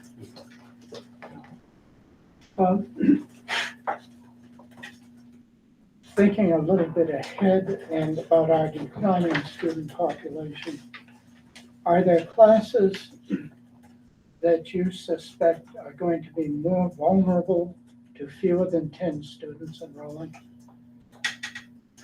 So maybe I can help and jump in here. Please. So we definitely within world language are definitely seeing, decreased numbers, trying to sustain 2 languages. It is our hope to sustain 2 languages by being somewhat creative in terms of being able to fill other parts of our program of studies, which is family and consumer science, which is what we were able to accomplish this year. So our world language teachers are teaching courses at the middle school level, and our physical education teacher, health teacher has taught nutrition. So trying to find creative ways to kind of partner different skills and do what's considered a minor assignment, which does allow us to have some creativity and working together to do that. But we definitely are, seeing that it is just the trend. There's interest, but it's just, again, without more numbers, it's hard to, I also appreciated the combination of AP and for the same reason. Yes. It's Yeah, very, it's very hard. maximizing staff and finding a solution for kids so that they can access a variety Very of hard curriculum. to schedule. Very hard. And then if you, the last page there just includes some removals for STEAM. Power and energy is going to be shifted so that we can incorporate the small engines 2 class, which has seen some, like I said, more garnered interest from our students. And that was, of course, Mr. Weddick offered, as well as removal of game design because that's being shifted to a different course name. And those are our proposed changes and deletions. and normally we like to give the board more time, but we always run into this challenge because we have departments work on it, right? So there's a lot of department conversation, then you're trying to do your part, and then we're trying to turn this around to do enrollments, so then we can work on the schedule. So usually, our goal is not to always put the board in a position of having to make a motion the first time they're hearing something, but timing really is a challenge. Madam Chair, Yes. I'll make a motion to approve the changes to the program of studies as presented. I'll second. Okay. Are there any other questions? All those in favor? Aye. Thank you. Thank you so much. However, we have not approved the program of studies. We've only approved. We only approved the changes. We need to approve. Yes, So- you do. I would move to approve the program of study as presented. As amended. As presented. Do we have a second? Yeah, I'll second. Okay, all those in favor? Aye. Thank you. Thank you so much. Okay, donation, attachment 5. The ILM/high school donation of $500 from Casella Waste System to be applied to the student activities robotics funding is specifically for future robotics activities. Change that course's name to Grace I Money. know. May I have a motion to approve the donation? Motion to approve. Second. All those- Question? Yes. Who has authority over the disbursement? So there are regulations in terms of the student activities Yes, funds. Yes, They'd fall under that. yes, Okay, yes, this is a student activity fund. thank you. All those in favor with gratitude? Aye. Aye. Thank you. And now we're on to the, C. yes, Interlakes Middle High School Outing Club overnight field trip. I Mrs. can Moriarty, explain Ashton it Six. as well. Okay, whoever. The outing club, advised by Tim Hayman, and this is something that you first heard me speak of last year. Mother Nature did not cooperate, and it is still to be questioned. Is going to take a group of 10 students, 5 male, 5 female, to the Page Town Forest, to learn about winter camping. And they're gonna build Quonset huts in the snow. They're gonna spend the night there. I'm looking for volunteers to go hunting them.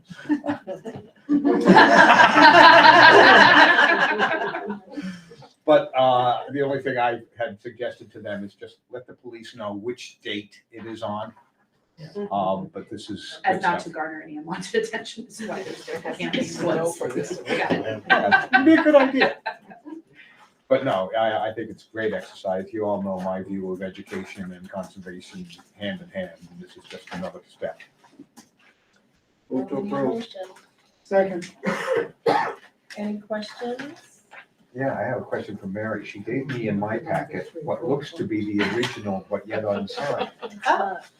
No, I think they all have it. I mean, it's got both the blue and the black. Oh, and the just reason happening it's not to- signed yet is because it's an overnight and it's the first time we're running it, which requires board approval before. It's just a color zero. It's just a color zero. I think Do Heather those has. The original. Okay. Okay, I just wanted to make sure that the original was in the right. Great hand. copy, right? We have a Great good copy. Yeah. Okay, so it's been seconded. All those in favor? Aye. Aye. Okay. Policy minutes of January 4th, we already did that. So move right along, that was the policy review committees. Okay. Additional business, members of the board, members of the administration. Public input, we've already closed that at 6:45. Announcements, Tuesday, January 24th, Interlake School Board at the Humiston Building Budget Work Session at 4:30. Tuesday, January 31st, Interlake School Board at the Humiston Building Budget Work Session at 5:30. Okay. So, I'm just trying to get Mrs. Moriarty's attention. When, Wednesday, February 8th, Interlake School Board Budget Public Hearing is at 6 PM. Tuesday, February 14th, School Board at Humiston Building, regular school board meeting at 6 PM. I will not be here for that one. Okay. I may not, we'll talk about it first. Well, we can talk about it later. Thursday, March 9th, Interlake School Board, Interlake's Community Auditorium. That's the annual district meeting. So we did move that to the 9th, From, what was it before? the 8th. We did. Oh, okay. Yeah, so And the town? we had checked so that we were in the Look at clear. this. Okay. So, The ninth is a Thursday. yes. Thank you, Mary. I apologize, Madam Chair. We have an addendum this Oh, evening. okay, I'm sorry. It, I didn't see it. As a technology infrastructure.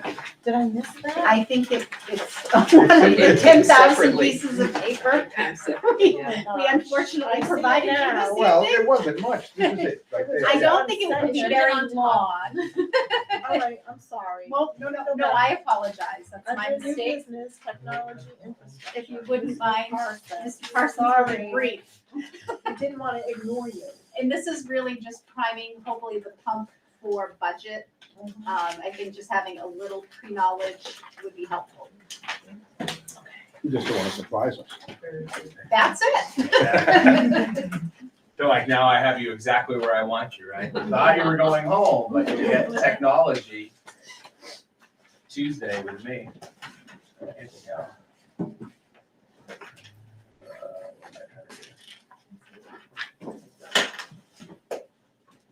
That's the best way to do this.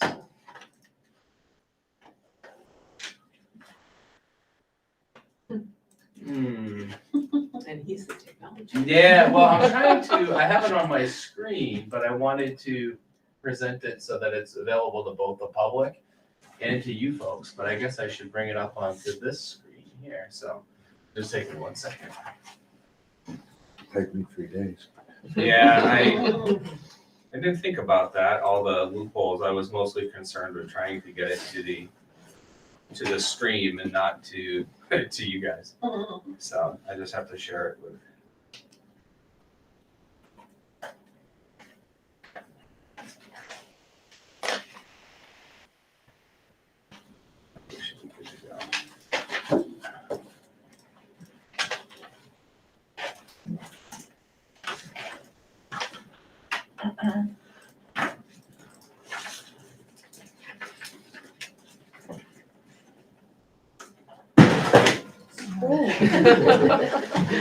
Just making sure you guys are still awake. Thank you.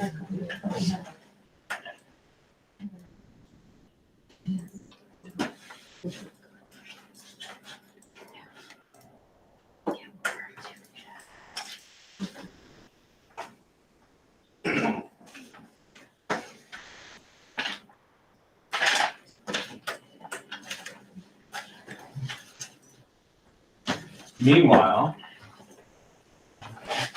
thank you. Just to the board members would be great. Thank you. Just take a second. Yeah, do we need to see the screen? Yeah, I just have a visual for it. It'll be fast.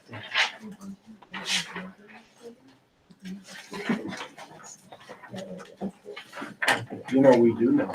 Looks like a math problem. Gracious. We've done that. That gave us a whole Firewall. You've done that very well, thank you. I thought we'd taken server out of the vernacular. Anybody over there wants to share? No, we have not. You know, if you make an acronym of it, you have kids.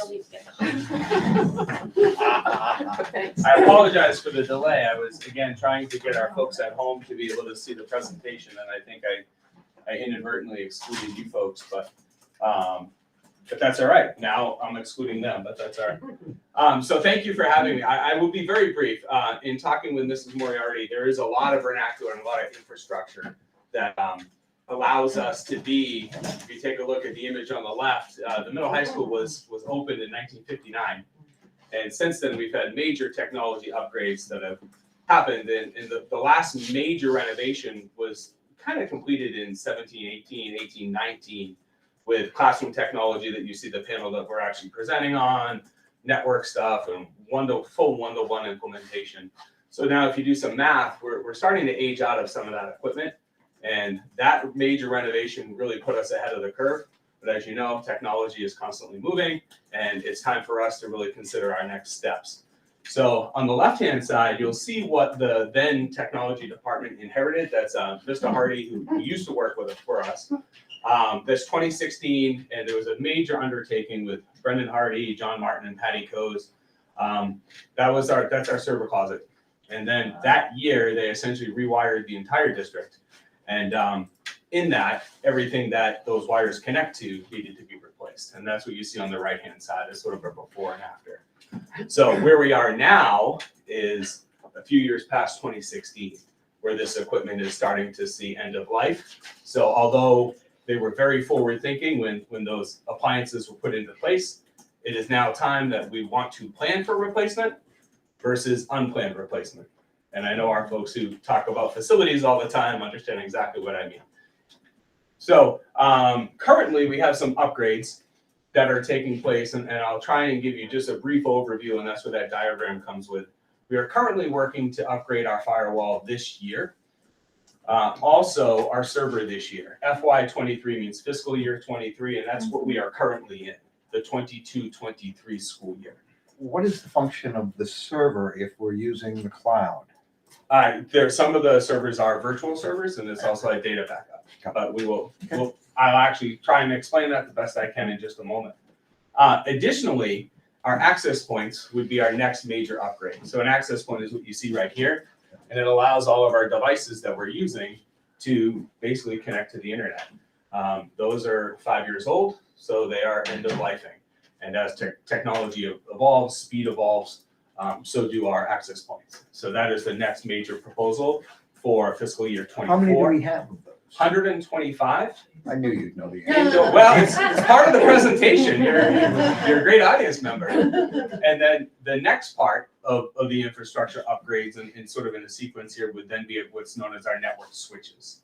And our network switches are essentially what all those wires connect to. They push data to our devices.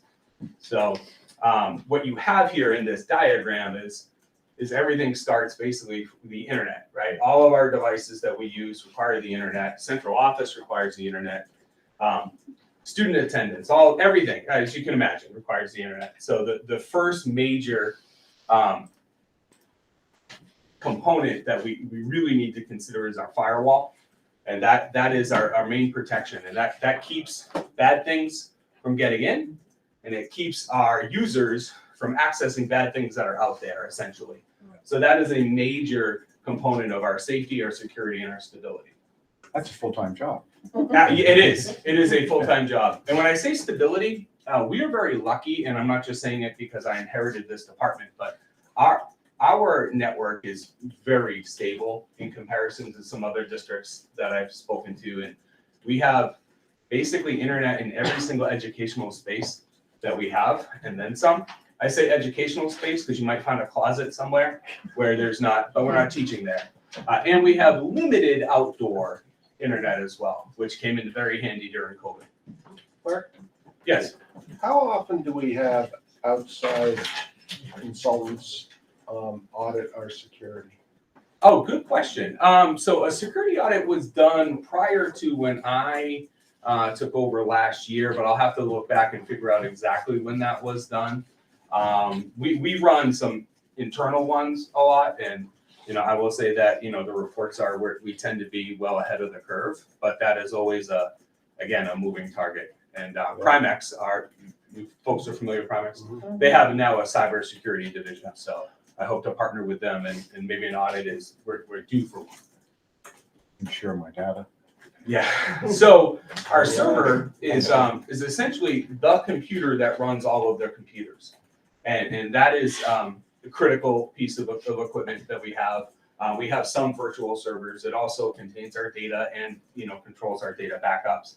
We are in the process of replacing that right now, currently this year. It's expensive. A portion of the server is going to be offset with some E-rate reimbursement funds.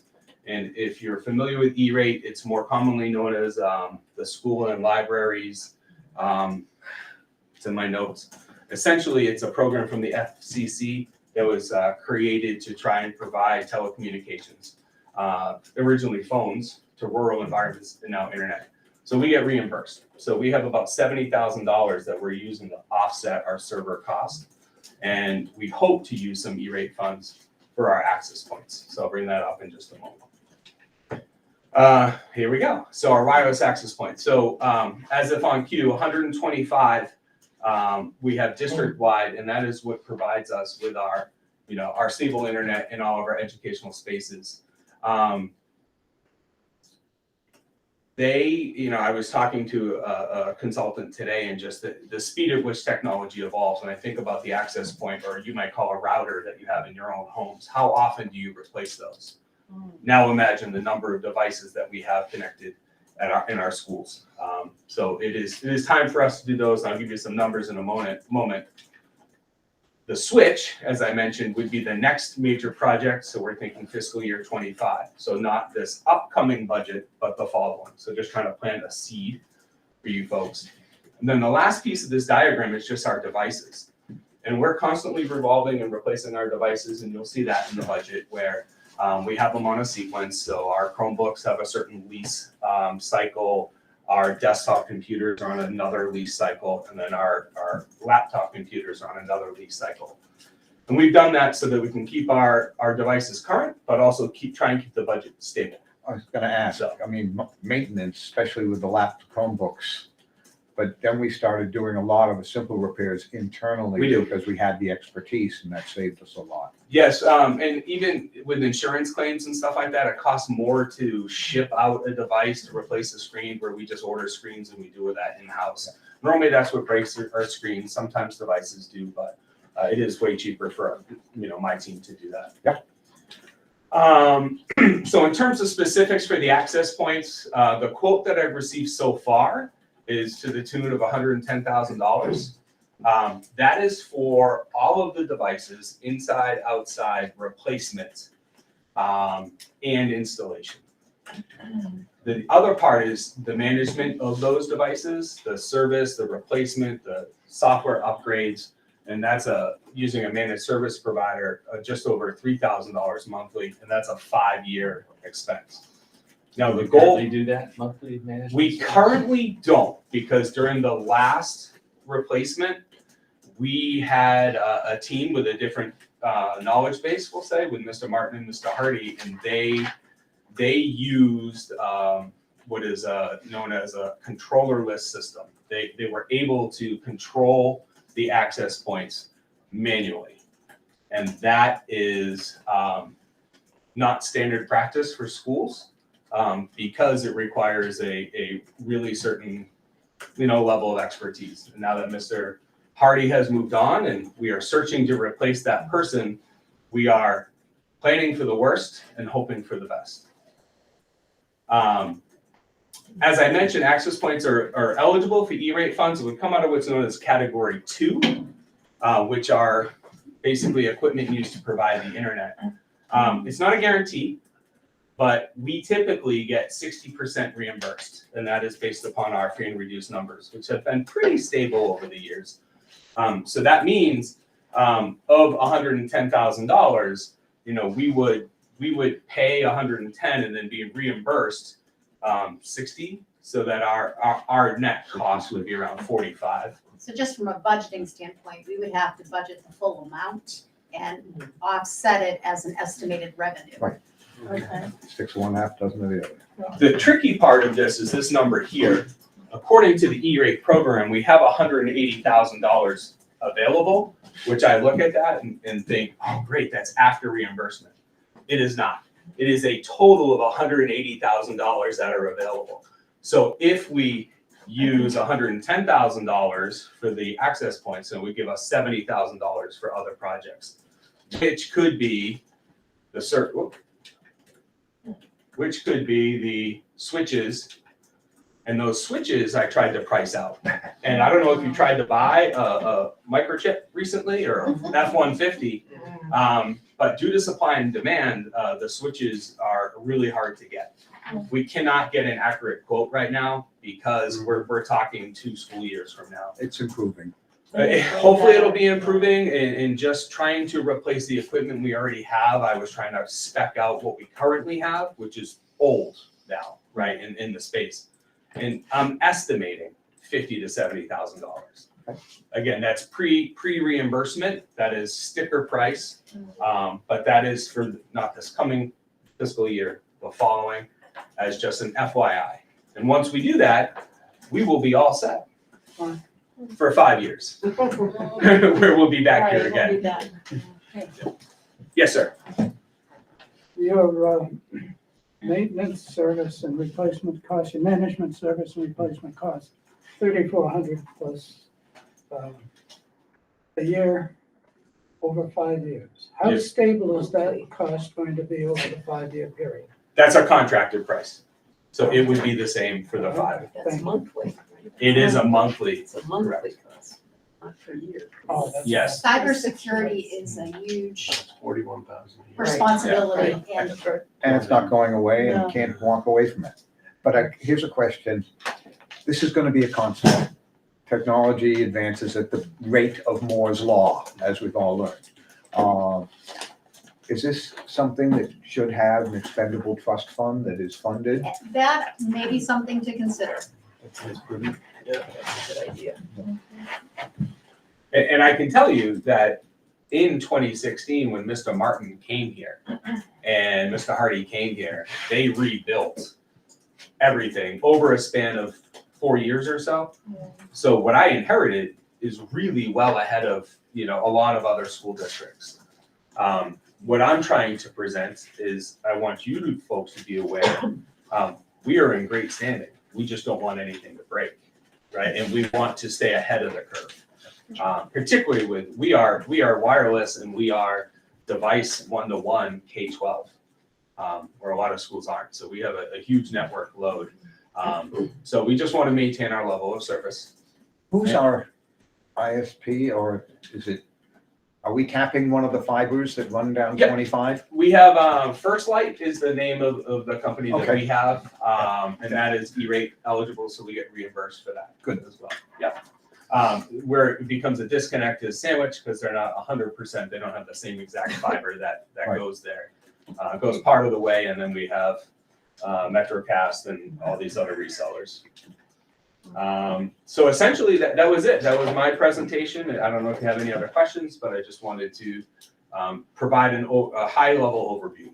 We just wanted to give you a little preview, so some time for it to percolate a little, and you'll see it again during the budget process. Thank you. Thank you. Thanks, Mark. Thanks, Mark. You're welcome. Okay. We're gonna have a motion to move into non-public due to the RSA 91A3, letter C, including matters which discussed in public would likely affect adversely the reputation of any person other than a member of this board unless such person requests an open meeting. So moved. Okay? Do we need to vote? Yeah, Yeah. we need to get full Mr. board. Baker? Yes. First Yes. Selectman? Ms. Starmer? Yes. Yes. I vote yes. Mr. Billings? Yes. Ms. Yes. Farrell? Thanks, everybody. Mary?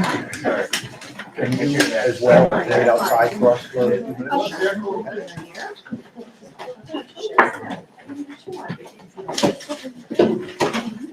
Yes.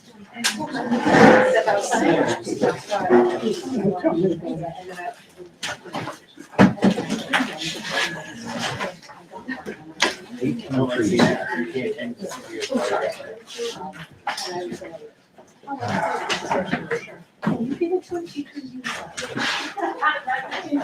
welcome.